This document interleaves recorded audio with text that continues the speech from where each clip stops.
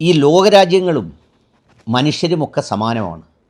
ചില മനുഷ്യരുടെ അതിൻ്റെ ഔന്നിത്യവും അവരുടെ അന്തസ്സും അവരുടെ ആഭിജാത്യവും ഒക്കെ ആ സംസ്കാരവുമായി ബന്ധപ്പെട്ടതാണ് എന്നതാണ് സത്യം.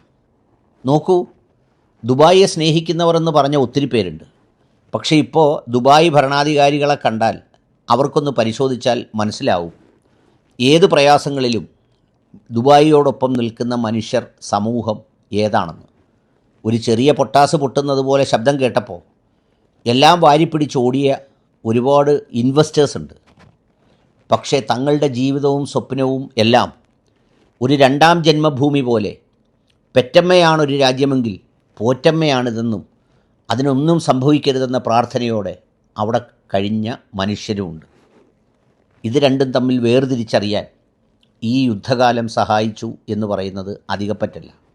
നിങ്ങൾ അറിഞ്ഞോന്നറിയില്ല, ഈ UAEയിലെയും മിഡിൽ ഈസ്റ്റിലെയും യുദ്ധം നടക്കുമ്പോൾ വളരെ ആസൂത്രിതമായി ദുബൈയിലെ ഇൻവെസ്റ്റ്മെൻറ്റുകളും മറ്റും സിംഗപ്പൂർ അടക്കമുള്ള രാജ്യങ്ങളിലേക്ക് മാറ്റാനായി വലിയൊരു ആഗോള ലോബി രംഗത്തിറങ്ങിയതായി അൽ ജസീറ അടക്കമുള്ള ഇൻ്റർനാഷണൽ ചാനലുകൾ റിപ്പോർട്ട് ചെയ്യുകയുണ്ടായി.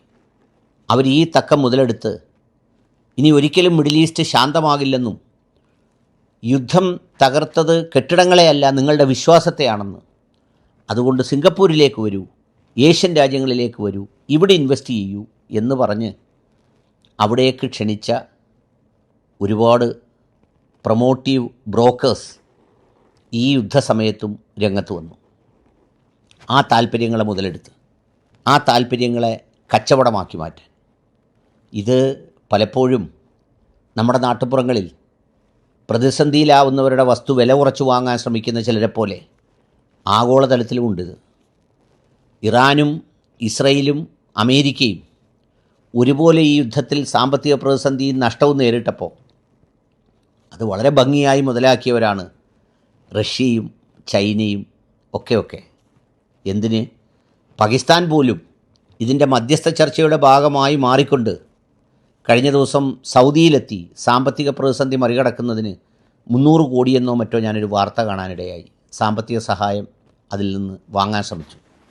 ഇതിൽ ഒരു പൈസയുടെ പോലും പ്രയോജനമില്ലാതെ, ഒരു ഡിപ്ലോമാറ്റിക് സ്ട്രെങ്തനിങ്ങും സാധ്യമല്ലാതെ, സവിശേഷമായി ഒന്നും നേടാതെ ഇന്ത്യയിലെ ആളുകളെല്ലാം അങ്ങയെ ഐ ലവ് യു എന്ന് ട്രംപിനോട് വിളിച്ചു പറഞ്ഞ നമ്മുടെ പ്രധാനമന്ത്രിക്കും നമ്മുടെ രാജ്യത്തിനും ഈ പശ്ചിമേഷ്യയിലുണ്ടായ അസ്വസ്ഥതയിൽ എന്ത് കിട്ടിയെന്ന് ചോദിച്ചാൽ ഒന്നും കിട്ടിയില്ലെന്ന് മാത്രമല്ല, ഒരു പ്രയോജനവും കിട്ടാത്ത ഇസ്രയേലിൻ്റെ വളരെ സന്തത സഹചാരിയായ ആണ് നമ്മൾ എന്ന് ലോകത്തെ അറിയിക്കാനായി എന്ന് മാത്രമാണ് എനിക്ക് തോന്നുന്നത്.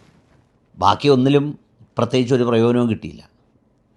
പോയാൽ കെട്ടിപ്പിടുത്തവും യുദ്ധം തുടങ്ങുന്നതിന് മുമ്പുള്ള ഗുഡ് മോർണിംഗും ഗുഡ് നൈറ്റും കിട്ടിയെന്നുള്ളതല്ലാതെ ഇതൊക്കെ തന്നെയും നിങ്ങൾ കണ്ടോളൂ, മിഡിൽ ഈസ്റ്റിൽ പാകിസ്ഥാനികൾക്ക് ഇനി കൊടുക്കാൻ പോകുന്ന പ്രിഫറൻസ് പോലെ ഇന്ത്യയിലെ പാസ്പോർട്ട് ഹോൾഡേഴ്സിന് ഒരിക്കലും കൊടുക്കില്ല.